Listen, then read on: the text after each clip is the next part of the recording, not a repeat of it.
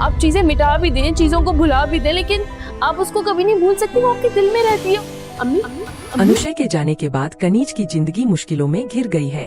उसे अपनी बेटी की याद भुलाई नहीं जा रही, बल्कि अब वह उसके कमरे से सारा सामान, तस्वीरें और कपड़े उठाकर बाहर फेंकने लगती है। तभी अलीजे आकर पूछती है, अम्मी ये आप क्या कर रही है?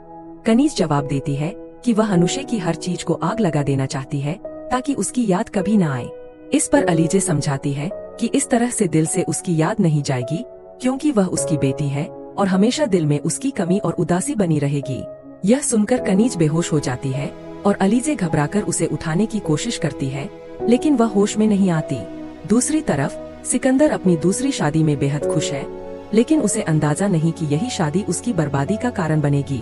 शादी के फंक्शन में मीर माया आती है और देखती है कि सिकंदर के साथ अलीशा बैठी है। वह अपनी माँ से कहती है कि यहाँ अलीशा नहीं, बल्कि मुझे और हमजा को होना चाहिए था।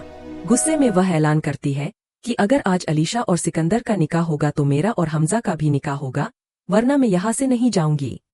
हमजा कड़वी नजरों से उसे देखता है, क्योंकि वह उसकी शक्ल तक देखना पसंद नहीं करता। शादी तो बहुत दूर की बात है।